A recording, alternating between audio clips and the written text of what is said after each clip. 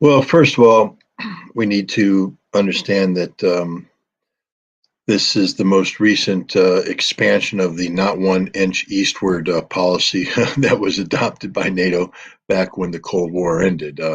Guarantees given to Mikhail Gorbachev um, that NATO had no desire to move eastward. That Russia, the Soviet Union, didn't need to fear this, and now here we are, over 2 decades later, and 3 decades, and we have NATO all the way up to the Russian border. The Baltic states are part of NATO. Ukraine wanted to be part of NATO. That's why the Russians are fighting this war right now. And then there's Finland and Sweden, two longtime neutral parties. Um, they have, especially the Swedes, trained in an interoperable fashion with the West, but they weren't part of the alliance, and they didn't have a need to be part of the alliance, and Russia didn't view them as part of the alliance, and therefore Russian military capabilities along the Finnish border were the minimum necessary to safeguard, um, St. Petersburg, um, the Kaliningrad enclave, and things of that nature. Now Finland has joined NATO, and Vladimir Putin has said that you're a sovereign state, you can do what you want, but this changes everything. We no longer view you as a neutral entity. You're not a neutral party. You're now a hostile nation, an unfriendly nation. You're joining an alliance that is engaged in um, trying to achieve the strategic defeat of Russia, which, if you think about it, means you're trying to kill yourself, because Russia has nuclear weapons, which will be released if the existential survival of Russia is ever put at risk. And the idea that NATO can somehow empower Ukraine to recapture Crimea, recapture Kherson, Zaporizhia, um, ignores the fact that Russia views these territories as part of Russia, constitutionally speaking. Referendum have been passed, votes have been made, and they've been absorbed in. So anybody who says, no, we support a Ukrainian counteroffensive, we support the drive to the Azov Sea, we want to split this, that, the other, you do understand that you're supporting a death penalty for the world, because Russia cannot allow itself to be defeated. And they will use nuclear weapons to prevent that kind of defeat. So if NATO is facilitating, Ukrainian military action of a significant scope and scale to threaten the survival of Russia, then Russia has a duty and responsibility to view NATO as a potentially hostile state. So Finland has now joined an alliance that is openly hostile to Russia. So what they've done now is they have presented themselves as a threat to Russia, and Russia's responding in kind. Part of this expansion that Russia undertook to 1.5 million men from their pre-special military operations strength of around 900,000, 70,000 of those are an army corps that's been created in Karelia to protect St. Petersburg from the Finnish threat or NATO threat, but also threaten Helsinki, threaten some of the most strategically important territory in Finland. And Finland doesn't have an army capable of withstanding this. But Finland's going to have to spend a lot of money to re-up their thing. There's now an 810 mile border. Now, people say, well, that puts Russia at a disadvantage. I'd say, well, no, it actually puts the nation that only has 18,000 regular troops at a disadvantage. And Finland's economy, like all other economies, took a hit from the pandemic, and it takes a hit from Russian energy and the inability to freely access this energy. Where are they going to get the money to do this tremendous military buildup? Are they going to turn their nation into a barracks for NATO? People tend to forget the history of Finland here. 1939, they fought a winter war against the Russians. They lost that in March of 1940 when the Russians broke through the Mannerheim line and confronted the Finns with strategic defeat. They then joined the side of Nazi Germany in 1941, participated in the siege of Leningrad, which killed over 1 million Russians. By the time the siege was lifted, and the Soviets were counterattacking. The Finns wisely opted for peace. They turned on their German ostensible allies, but rather than punishing Finland with an occupation and things of that nature, what Russia said is, you get to live, but you can't be a member of a foreign alliance in perpetuity. That means forever, because we don't want Finland to once again be used as a jumping off block for a hostile military force that wants to threaten St. Petersburg or Leningrad. With the fall of the Soviet Union, Finland was able to opt out of that in perpetuity standpoint, but they still ostensibly remain neutral. But now they joined NATO. Now they have to secure that border. It's going to be a huge problem for Finland, and a big problem for Sweden, because I believe now that Finland's in, that Turkey will eventually. Turkey's trying to squeeze the West to get as many concessions as possible from this, and I'm sure there's not only the above the table deals that are taking place, but there's some underneath the table deals taking place between the collective West and Turkey.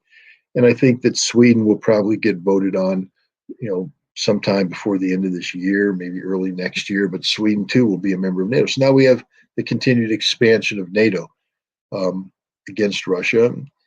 But in some ways, if somebody was betting on this making Russia weak, it's had the exact opposite effect. Russia has expanded its military to 1.5 million, new military formations going up against Finland.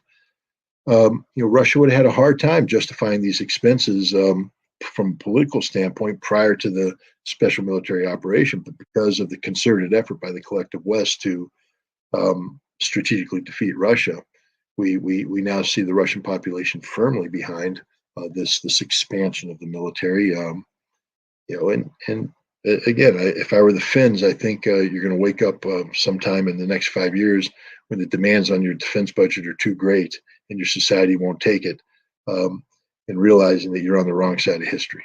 You bet on the wrong horse.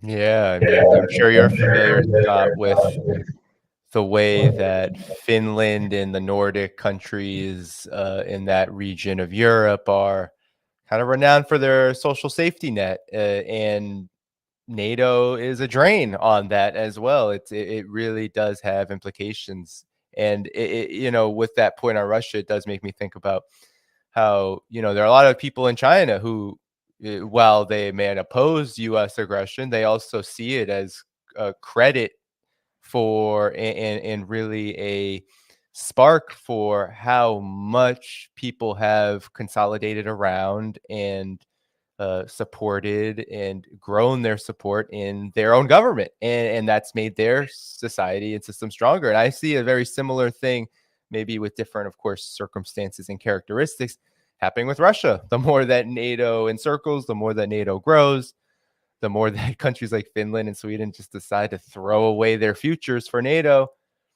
This actually makes support for Russia's government, support for Russia and the defense of Russia within Russia, that much stronger. No, you're 100% correct.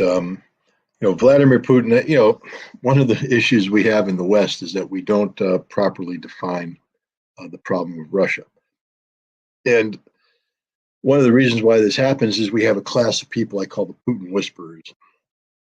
These are these fake academics. They're not fake. I mean, they have degrees. Michael McFaul has a degree. He's a professor at Stanford. But they're fake Russia experts. He's not an expert on Russia. He's an American propagandist. Angela Stent at Georgetown. It's the same thing. She's not an expert on Russia. She's an American propagandist. Fiona Hill, an American propagandist. These are people that have a vision of what Russia should look like. Amazing that Westerners, outsiders, have a vision of what Russia should look like, and they've been in favor of implementing policies to achieve that objective. And that objective is to break Russia up into smaller constituent parts. You see, we're very fearful of the size of Russia, the physical size of Russia, but also what's contained in that landmass. A great deal of the world's resources. And we are nervous that a single nation has access to all these resources because they can not only become self-sustainable in certain critical industries, but they will be able to help others. And in this case, others means China, with the world's largest population, with a modernizing industrial base, modernizing infrastructure, and now you bring China and Russia together in this nexus of economic capacity, and it's an unbeatable force. This is why the Trans-Eurasian Economic Union that's being pushed by the Russians and the Chinese is a serious thing. I don't think the United States has properly defined what's going on in Russia. We don't understand what their strategic objectives are vis-a-vis China. We don't understand what China's strategic objectives are vis-a-vis Russia. Take a look at Vladimir Putin's meeting with Joe Biden in June of 2021. When Joe Biden came out of that without prompting, he turned to the media and said, well, I think Putin should not get close to China. That's a bad thing. That China has ill intent towards them, etc. The president was totally out of touch, because you see Vladimir Putin and Xi Jinping have had great relations for a long time, friendly relations. I mean, like friends, real friends. These are guys that meet each other for their birthdays. They socialize. They make pancakes together. They make they cook. They have a really good relationship. And how insulting is it then for the United States president to say, I have to educate Putin on China? I'm pretty sure Putin knows more about China than you do, Mr. Biden. I think he's understands the relationship. Putin gave a speech even in the aftermath of the recent visit by Xi Jinping. Putin gave a speech where he said, we have our history with China. I mean, he's not pretending that everything has been roses with China. We had our history, he said. We have our problems, but we are in a situation where we don't have any other choice. And this isn't a bad choice. It's not as though we have to hold our nose on this. This isn't a bad choice. This is a good choice. It requires some changes on our part, but the West has compelled us to make these changes. So we are going to make these changes. And now we have this relationship that is stronger than any alliance. And I know a lot of people in the West roll their eyes when they hear, it's just Russian propaganda. Well, if you take a look at the NATO Charter, for instance, people like to talk about the strength of the NATO Charter. But the NATO Charter is far more restrictive than it is expansive, meaning that once you join NATO, a lot of controls come down on you because it's a negotiated agreement on a consensus basis. It means you've subordinated a lot of your sovereignty to the totality of an alliance that in some instances is deeply divided. Now we take Russia, China. There's no treaty, none whatsoever. So when people say, well, what are the limitations on it? There are no limitations. They can go anywhere they want it to go, or nothing can happen. And it doesn't change the impact. They still are friendly nations. This allows for a very pragmatic approach. To give you an example of this pragmatism, recently, Russia had signed some concessions with Vietnam, the Republic of Vietnam, for oil exploration in the vicinity of the South China Sea in waters that are contested with China. And Russia has been actively drilling. They have their rigs there. They're drilling it for joint exploitation. And recently, a Chinese naval vessel came and sailed through there, and one of their, an act of intimidation, I guess, against the Vietnamese. There were people, they were shouting, because this happened right after Xi Jinping returned back to China. And people were shouting, saying, oh, look, this is proof that China doesn't take Russia seriously. This is garbage relationship. They lied. There's tensions there. And I asked a senior Russian official about this, a former diplomat old China hand, Maria Zakharova's father, by the way, used to be a diplomat in Beijing for many years. And he said, look, Russia's always been pragmatic about, these things. Russia's not taking sides. Russia is doing what it does and will continue to do that. And in some instances, this may cause problems with the Chinese, but the nature of the relationship between Russia and China is that because there is no treaty constraints or treaty that defines things, Russia can be pragmatic about what's going on in these oil fields but still reach out to the Chinese about gas deals and other deals to bring in Belts and Roads Initiative, to ask Xi Jinping to make a phone call on behalf of a potential peace. Why? Because there are no limitations to this relationship. This relationship can go in any direction whatsoever. Imagine that. Imagine the maturity of your approach towards interacting with other nations, where it wasn't a zero-sum game where you had to win, or because if you didn't win, then it was a loss. What if you actually just sat down and respected everything and treated each thing separately? You didn't have some all-encompassing manifest destiny type plan that said America must rule the world through a rules-based international order, but instead you said we'll take each thing, one at a time, and treat it the way it deserves to be treated, with the respect. But we don't allow this to actually, dictate this outcome. Where would we be today if that was the approach we took? I would hasten to believe that we would be far more deeply entrenched in the Middle East, because nations would want us to be there. But when we decide that our task is to illegally occupy a third of Syria to steal oil to finance a terrorist organization that fights against a ostensible NATO ally, think of what I just said there, the complexity of that. Then because that's what we do. That's what America does. But had we not done this, where could we be? We could be in there, a player, still able to ask our friends to manipulate the oil market to our economic benefit, because we're friends, we're friendly. There's no reason to fear us. But now nobody saw. I mean, Mohammed bin Salman just came out and said, "I don't care what Joe Biden thinks about me anymore. I'm done with him. I'm done with American opinion." Saudi Arabia has divorced itself from the United States orbit, and this is a game-changing event. Yeah, the world is certainly changing, and NATO expansion is definitely at the heart of it. And the expansion of this chaos and destruction that you speak of, the way the U.S. relates to the world, is helping to lay a foundation for this. And it, as you said, I think it goes hand in hand. It's like it's not a bad option for Russia, China, Saudi Arabia, for much of the Arab world, much of the African continent. It's not a bad option to come together and try to figure out something else, and not least because, well, the other option is actively harming you every step of the way. But I Not just wanted to. militarily, but economically.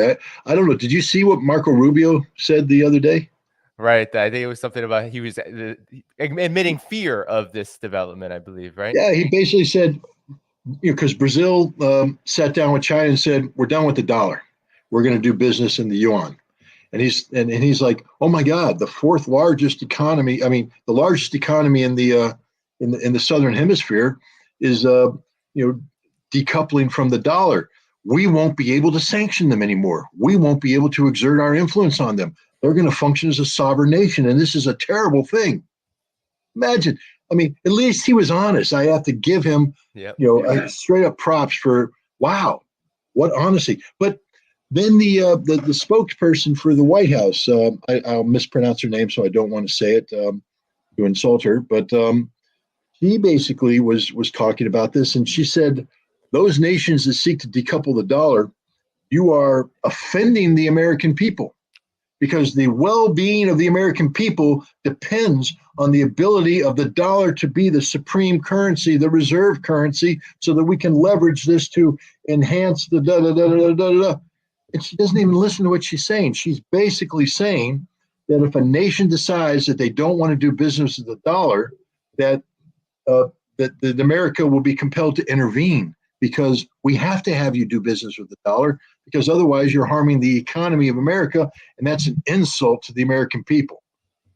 The arrogance and the hubris. Look, I don't want the dollar to collapse. I don't know how about you, Danny, but I get paid in dollars, and and the dollars are what I take to the grocery store, and it sort of upsets me sometimes when the price of food goes up. Everywhere. I mean, we have a favorite diner that we go to every weekend for breakfast. Typical American diner, and they apologized. They came in and said, we had to raise our prices, and I'm talking about not an insignificant raise because just the price of food has gone up. You see that if you go to restaurants, you go to the grocery store, it's there. I want the dollar to be stable. I'd like the dollar to have value because that way, when I earn $1,000, I can buy $1,000 worth of stuff. I don't want to earn $1,000 and only be able to buy $800 worth of stuff or $600 worth of stuff. Because you know what? Inflation is making the value of my dollar decrease. And my employer, by the way, it's not Russia. My employer is not giving me more money. It's not like my employer is going, oh gosh, look, the cost of living cost you 12.5% in the last year. Yeah, 12.5%. That's inflation and everything else. Some people say it's even higher. That means that instead of earning $100, I'm now earning, here we go with my military math, but it's going to be somewhere in the area of 87.5%, or $87.5. That ain't $100. So, and then next year when you factor it in, it's going to be around $70. That ain't $100, but I'm only my pay hasn't been adjusted. I need the dollar to do well. I need the dollar to be strong, and it's not. It's failing. But that's not a international security issue. That's just the stupidity of American policy. Hey, I tell you what, Marco Rubio and lady spokesperson of the White House, whose name I can't pronounce, stop stealing money. For instance, if you're going to call the dollar the world's reserve currency, and people are going to have faith in that, but then you go and you steal $700-800 billion of Russian sovereign wealth for no legal reason, just because you're mad at Russia. Understand that the rest of the world's going to sit there and go, whoa. I mean, would you, Danny, again, would you put your money in a bank that just arbitrarily wake up and say, yeah, we're taking your account? No. I hesitate with the banks. I mean, now, like what? Yeah, now it's banking collapse. It's like, oh shit, what's gonna happen to our money? No, that's right. But we don't want to give away our money like that. So I'm not a fan of the collapse of the dollar. I don't want anybody to think the fact that I'm out there defending other people's sovereign rights, that this makes me happy. But it's not their fault. The reason why they don't want the dollar is we made it toxic. We steal your money. We sanction you. Listen to what Marco Rubio said. If you break your way from the dollar, he's not talking about denied, economic opportunities. He's saying we can't sanction you. We can't punish you. As if the only thing, the only tool in the American toolbox is, from a non-military standpoint, is the militarization of the economy. We are going to sanction you. We are going to punish you. That's the only thing we think. Look at what we're doing around the world. The only thing we talk about is sanctions. We never talk about going out there and engaging in a Belts and Roads initiative type thing. The last G7 meeting last summer, Biden's in there, we're going to come up with the counter to the Chinese Belts and Roads initiative, a $600 billion fund. Really, Joe? $600 billion? But it wasn't, was it? No, it was really $300 billion in contributions. And then you wanted the private sector to kick in $300 billion, but they're not going to. So it's a $300 billion fund, which nobody's funding. Nobody's putting money on. So it's a $0 fund. And you want that to be competing with what? In the last decade, what has China put into BRA? $7 to $10 trillion? Yeah. Trillion. That's with a T, ladies and gentlemen. That's a lot of money. And we can't match that.